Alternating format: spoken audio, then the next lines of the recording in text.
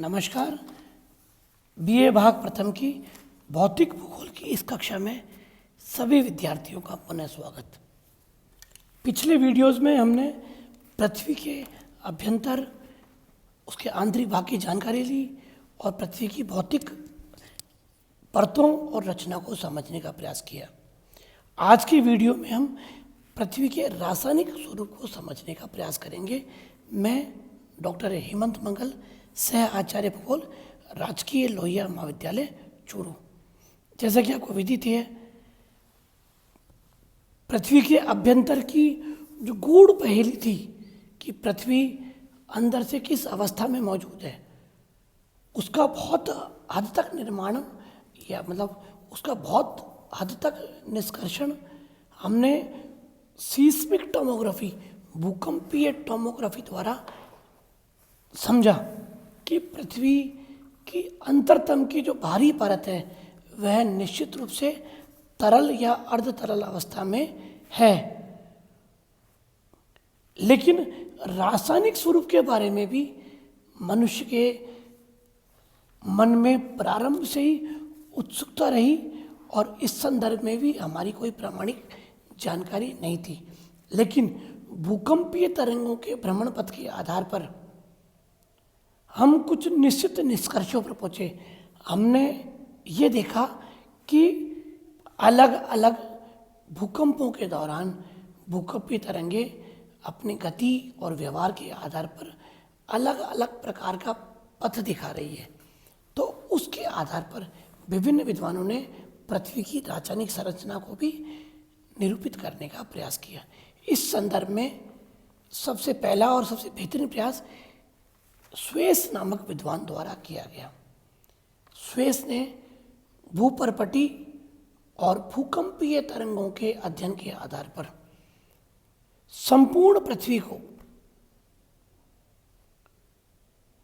3 प्रमुख परतों में बांटा। पृथ्वी के आंतरिक भाग को स्वेस ने रासायनिक संरचना के आधार पर 3 अलग अलग बांटों में बांटा।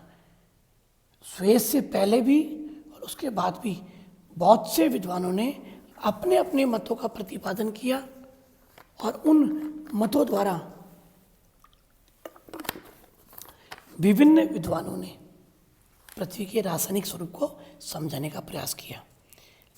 स्वेस ने पृथ्वी के आंतरिक भाग को रासायनिक स्वरूप के आधार पर 3 समानांतर और सकेंद्रीय परतों में विभक्त किया। ये 3 परतें हैं SIAL सियाल, SIMA सीमा और NIFA निफे। ये तीनों एब्रीवेटेड वर्ड्स हैं। जैसे कि सियाल देखिए आप, इसकी मीनिंग है SIAL। इसका सारांश है ऐसी परत जिसमें सिलिका SI और AL एल्यूमिनियम इसकी प्रधानता है। तो सिलिका का SI और एल्यूमिनियम का AL लेके सियाल परत बनाई। सियाल के बाद आती है सीमा, इसमें भी सिलिका का SI और MA का मैग्नीशियम सीमा। और तीसरी परत ये NI मतलब निकल और FE मतलब लोहा आयरन, तो निफे परत बनी। तो पृथ्वी को 3 परतों में बांटा, सियाल, सीमा और निफे। यहाँ हमने मेंटल इसलिए दिखा रखा है कि सबसे आंतरिक भाग कोर वाला वो ये है, सियाल, सीमा और निफे। सबसे पहले हम बात करेंगे सियाल की। भूपर्पटी की सबसे ऊपरी परत, जो कि मूलतः सिलिका और एल्यूमिनियम से बनी हुई है, इसी आधार पर इसे SIAL या सियाल परत के नाम से जाना जाता है। इस परत का औसत घनत्व 2.9 है एवं इस परत की गहराई 50 से लेकर 100 किलोमीटर है। माफ़ी चाहूँगा, इस परत की औसत गहराई 50 किलोमीटर से लेकर 300 किलोमीटर है। कुछ स्थानों पर क्रस्ट की मोटाई 50 है, सियाल की किसी स्थान पर मोटाई 300 है। इसमें भी वेरी करता है। समुद्र तली के नीचे इसकी मोटाई कम होगी और जगह इसकी मोटाई ज़्यादा है। इस सियाल परत में मुख्यतया ग्रेनाइट शैलों की प्रमुखता है। अब मित्रों, ये ग्रेनाइट जो हम मकान निर्माण में इस्तेमाल करते हैं, ये उसी का एक प्रकार है। ग्रेनाइट पूरी तरह की शैलों का एक समूह है। ग्रेनाइट, नीस, शिस्ट, ये अलग अलग समूह हैं। तो ग्रेनाइट भी उसी शैलों का समूह है जो अलग अलग भूवैज्ञानिक काल में निर्मित हुई है। ये तो है सियाल परत की विशेषताएं। नंबर 2 पे सीमा। सियाल परत के ठीक नीचे सीमा परत की अवस्थिति है। यह मूलतः सिलिका और मैग्नीशियम से बनी है। इस परत का औसत घनत्व 2.9 से 3.7 के बीच में है। ऊपरी भाग में सीमा के ऊपरी भाग में, सियाल के निचले भाग में 2.9 है, और जैसे जैसे हम गहराई में जाते हैं 1500 किलोमीटर की गहराई के बाद इसका घनत्व 3.7 तक है। इसके अंदर मूलतः बेसाल्ट शैलों की प्रमुखता है। बेसाल्ट मूलतः ज्वालामुखी से संबंधित एक एब्रीविएशन है, और मूलतः ज्वालामुखी क्रिया के दौरान जो मैग्मा निकलता है उसका निर्माण इसी भाग में होता है। ये सीमा परत है। अब यहाँ मैं रुककर एक चीज़ आपको और बताना चाहूँगा। जिस प्रकार श्वेस ने रासायनिक आधार पर 3 भाग बांटे थे, सियाल, सीमा, निफे, उसी प्रकार डेली ने भी इसको 3 अलग भागों में बांटा। आउटर जोन, जिसे बोला उन्होंने भारी परत, डेली भी एक वैज्ञानिक थे। फिर इंटरमीडिएट जोन, जिसे उन्होंने मध्यवर्ती परत का नाम दिया, और तीसरा भाग था केंद्रीय भाग, जिसे उन्होंने नाम क्या दिया, सेंट्रल जोन। जिस प्रकार सियाल ने कहा कि साहब सियाल की रचना सिलिका एल्यूमिनियम से हुई है, इन्होंने डेली ने कहा भारी परत है, आउटर जोन, और मूलतः ये सिलिकेट पदार्थ से बनी है। सिलिकेट भी मूलतः सिलिका और एल्यूमिनियम से मिलता जुलता है। घनत्व उन्होंने माना था 2.7, 2.9, इन्होंने इसका घनत्व 3 मान लिया। लेकिन जहाँ स्वेश ने सियाल परत की गहराई 300 किलोमीटर मानी, डेली ने इसकी गहराई 1600 किलोमीटर आंकी। ऐसे ही श्वेस ने जो दूसरी परत थी सीमा, उसकी रचना बेसाल्टी चट्टानों से मानी थी। डेली ने कहा कि नहीं, इसकी रचना सिलिकेट और लोहे से निर्मित है, एवं यह अधिक सघन परत है। जबकि श्वेस ने कहा कि नहीं, ये इतनी सघन परत नहीं है, वस्तुतः यह परत सघन नहीं है। लेकिन डेली बोला कि यह सघन परत है, जिसका घनत्व 4.5 से 9 है। तीसरी परत निफे, श्वेस ने इसको 3 भागों में बांटा था। निफे सबसे अंतिम केंद्रीय परत, जो कि ठीक सीमा के नीचे वाली परत है। इसका नाम निफे मतलब निकिल और फेरस, अर्थात निकिल और लोहे से, कि भाई इस परत की रचना निकिल और लोहे से हुई है।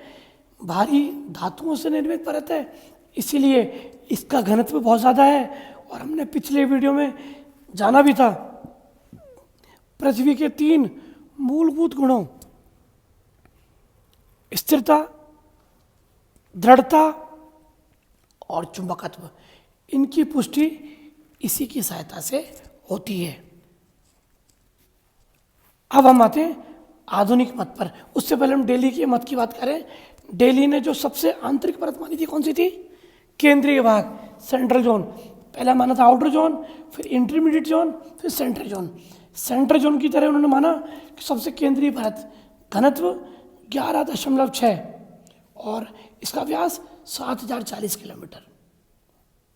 डेली के सिद्धांत को इतना महत्व प्राप्त नहीं है जितनी स्वेस के सिद्धांत को है। रासायनिक आधार पर कभी भी कोई भी परीक्षा में, चाहे कोई प्रतियोगी परीक्षा हो, आपसे पूछा जाए कितने भाग हैं, तो रासायनिक आधार पर 3 भाग हैं, सियाल, सीमा और निफे। यदि हम भौतिक आधार पर बात करें तो क्रस्ट, मेंटल और कोर, इन दोनों में अंतर समझिए आप लोग। रासायनिक आधार पर तो सियाल, सीमा और निफे है, और भौतिक आधार पर, रचना के आधार पर क्रस्ट, मेंटल और कोर है। अब हम आते हैं आधुनिक मत पर।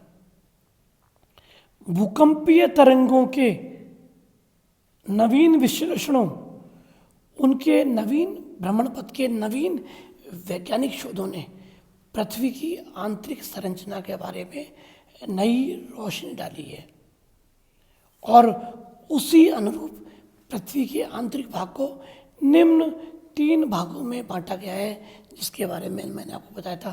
क्रस्ट, नंबर 2 मेंटल, और नंबर 3 कोर। हम इन तीनों के भाग के बारे में जानकारी और उनकी विशेषताएं समझते हैं। लेकिन यदि रासायनिक दृष्टि की बात आए तो आप लिखिएगा सियाल, सीमा और निफे। सबसे पहले क्रस्ट, सबसे बाहरी परत, 6 से 50 किलोमीटर मोटी, कुछ किताबों में 48 भी उल्लेखित है, लेकिन 50 किलोमीटर औसत इसकी मोटाई। इस क्रस्ट को भी हम 2 उपभागों में बांटते हैं, ऊपरी विखंडित या असतत परत, जिसे हमने नाम दिया सियाल, और निचली सतत, उसका नाम दिया सीमा। ये क्रस्ट है, अर्थात सियाल और सीमा का सम्मिलित रूप क्या है? क्रस्ट, सबसे ऊपरी परत है। मनुष्य या हमारे लिए सबसे महत्वपूर्ण परत कौन सी है?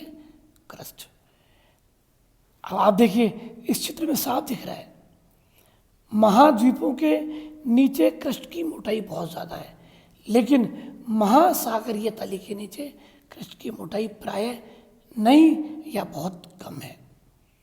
पूरी परत का घनत्व 2.7 से 2.95 है। मूलतः ग्रेनाइट और बेसाल्ट से निर्मित है।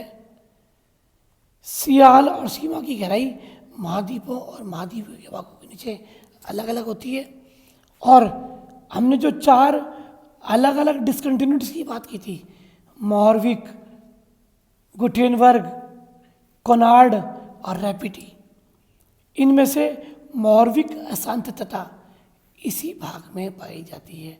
जब भी भूकंपीय तरंगे क्रस्ट से मेंटल में प्रवेश करती है, उनके भ्रमण पथ की दिशा में बदलाव आता है, साथ ही उनकी भ्रमण पथ की गति में भी बदलाव आता है। नंबर 2 परत है मेंटल।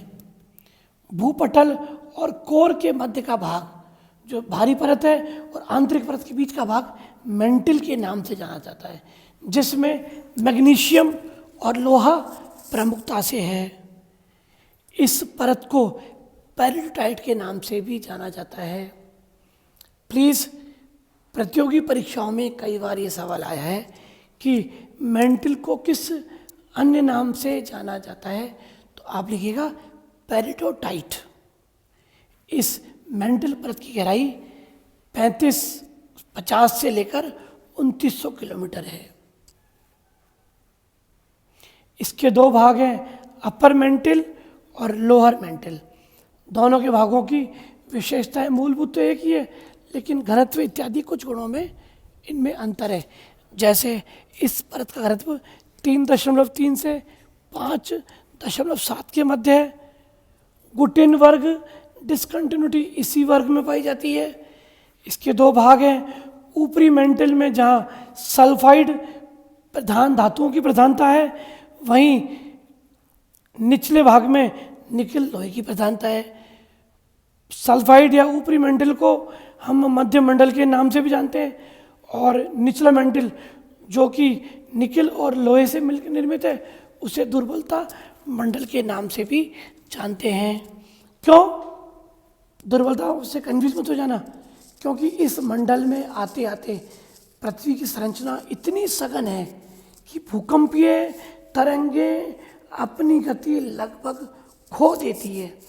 अत्यधिक भारी धातुओं से निर्मित इस परत में भूकंपीय तरंगे बहुत सीमित हो जाती है। इसको हम दुर्बलता मंडल या एथमॉस्फेयर के नाम से भी जानते हैं। फिर अंतिम भाग है केंद्रीय भाग। पृथ्वी का सबसे केंद्रीय भाग जो कि निकेल और लोहे से बना है। इस भाग का अनुमानतः तापमान 2700 डिग्री है। इसका बिल्कुल मध्य भाग सघन और ठोस है। इस परत का घनत्व 9.5 से 14.5 है। पूर्णतः भारी धातुओं से निर्मित है। इसका जो भारी भाग है वह अर्धतरल स्थिति में है। सारांश में हमने इन 3-4 वीडियो की सहायता से पृथ्वी के आंतरिक भाग, भौतिक और रासायनिक स्वरूप को समझा। अगले वीडियो में हम वैगनर के महाद्वीपीय विस्थापन सिद्धांत को समझेंगे कि पृथ्वी की उत्पत्ति के बाद अगला प्रश्न था मनुष्य की समझ, ये महाद्वीप और महासागर किस प्रकार बने। अगली वीडियो में। धन्यवाद। इन पीडीएफ को मैं आपके ग्रुप में भी शेयर कर रहा हूँ, तो प्लीज़ उन पीडीएफ से अपने नोट्स बनाइए। साथ में कुछ अच्छी किताबें जो मैंने शुरू में बताई थी, मैं अगली वीडियो में दोबारा बता दूँगा। उन किताबों को आप खरीदिए और उनकी सहायता से आप अपने नोट्स बनाइए। धन्यवाद।